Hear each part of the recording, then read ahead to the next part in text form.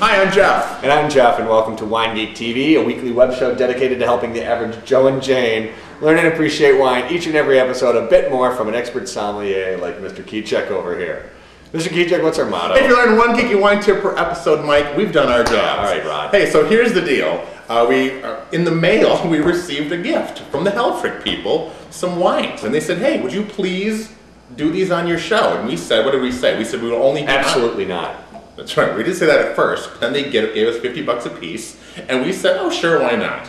I kid. There was no money transaction whatsoever. They just said, we just told them the one caveat: you can send us the wines if you want, but we're not going to play favorites. If we love the wines, we love them. If we don't love the wines, we don't love them. So, one of the reasons they sent them to us is we know that we're Helfrich fans. I'm a Helfrich fan. Yep. I'm a big fan of Alsatian wines. Yeah, we've done Helfrich in the past. That's one reason they sent this stuff to us. Is this going on too long? Yeah, but keep going. All right, so here we go. So what we're going to do is just taste through some of these Helfrich wines. We've got a 2007 Riesling, Pinot Gris, and a Gewürztraminer. They're all the same vintage. All of the three noble varieties. There's 4 noble varieties of Alsace. These are 3 of them, and we are going to fly through them. We did do an episode on Alsace specifically. Yeah, so we're not going to talk too much about the Alsatian region. There's an episode called Alsace My Love, if memory serves. Yep, and we'll so if you want to learn more about Alsace, please click the link. It's a pretty good episode. Okay, all right. What's this? This is the 2000. Oh, mommy! This is the Helfrich Van d'Alsace 2007 Riesling. Okay. Already poured. And again, on Rieslings, what should we get? We should get a little kind of, normally you would get a little bit of a peachiness characteristic, a minerality, a cleanliness, a richness of fruit as well. Oftentimes you get some sweetness. Alsace, you don't necessarily get a lot of sweetness. This has just a touch of residual sugar in it. Yeah, you definitely get a little bit of that true fruit, that white peach thing going. And a kind of a ripe apple in there too. There's a kind of a little apple underlying it all in the nose.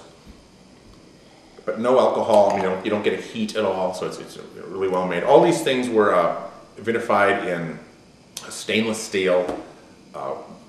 Rested on it, did some lees stirring, the dead yeast cells to kind of bring up the richness a little bit in the wine. So that's why none of these will be buttery, though, necessarily, because normally that comes out of the oak, right? When they're fermented in oak. This isn't bad. I like this one. That's spectacular.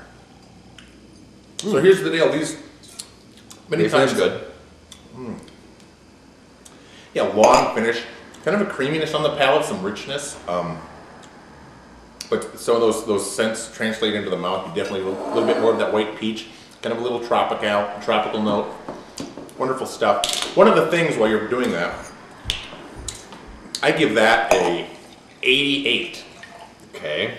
Don't we have a 1 to scale? I give that out of Scarlett Johansson heads, I give that a 8.5. 7 out of 10 Scarlett Johansson. Oh, wait a minute, it's 88. I give that an 8.5 out of 10 Scarlett Johansson. I'm not doing the math. I'm just going with I guess not. Just doing my. I never calculator around here for you. Oh look, Jeff. It's a Pinot Gris from Alsace. The Helfrich 2007 Pinot Gris, not Pinot Gris.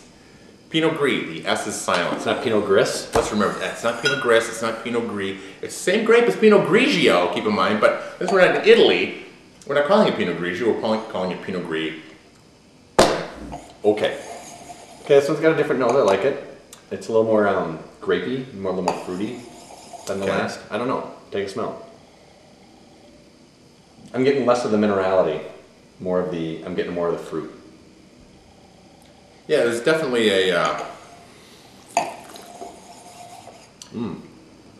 definitely more of a tropical fruit nose to it. It's not as like more of that kind of a pineapple or that.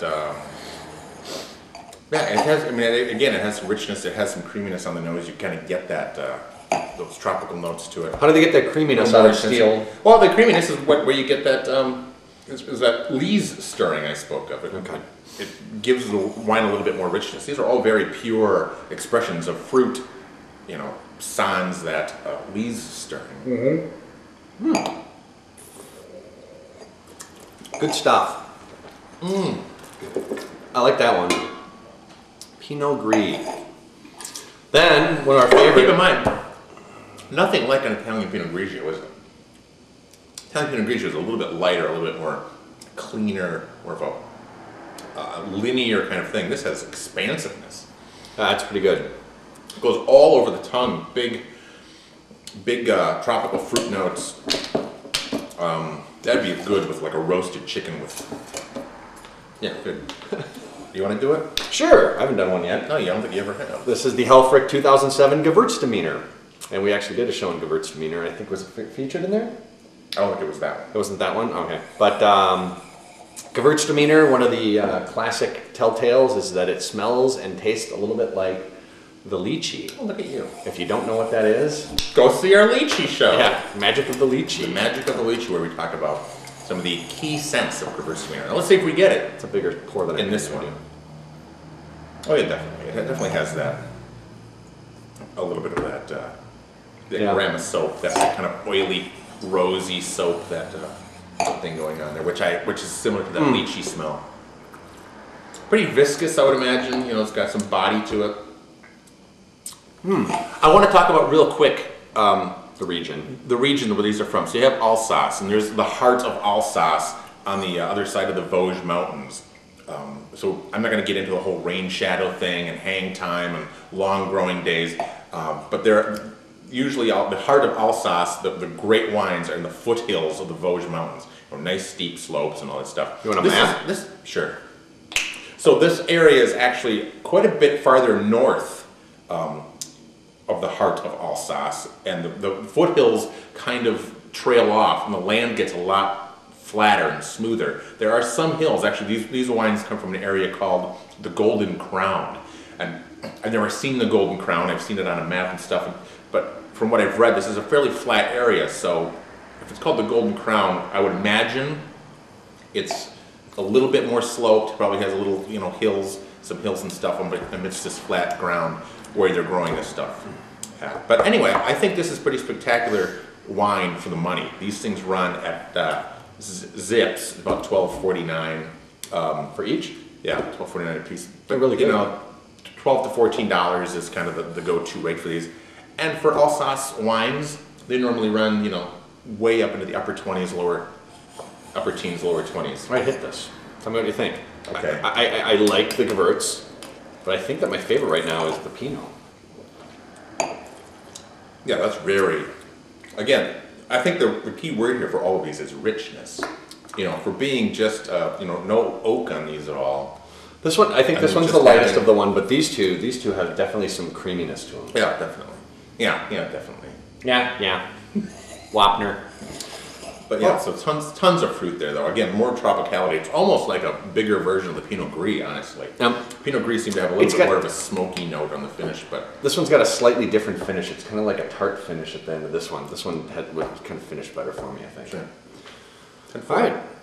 Helfrich. Fantastic wines. Yeah. Big fans of their stuff. Helfrich picks them up. Whether they sent us a free bottle or not. Yeah. Yeah, so they sent us the Gewürz and the Riesling.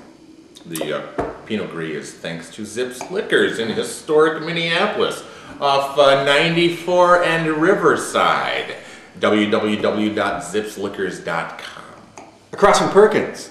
I like doing that. I know you do. And thanks to Wine Thief for letting us shoot their store, Wine Thief at www.winethief.net, and in sunny St. Paul, Minnesota at St. Clair and Fairview Avenues, right in the heart of Mac Groveland. Yeah, right in the heart. All right. Thanks. Have a good week. Yeah. Mr. See you later. Have a good day. Thanks. No, you. Oh, you. Hi, I'm Jeff. And I'm Jeff. Welcome. Hi, I'm Jeff. Do it again. Oh. You know what you should do? You should string together all of the hi, I'm Jeff. Oh my God. That would be a cool thing. No, it wouldn't. It'd be like 70. It would be a mess.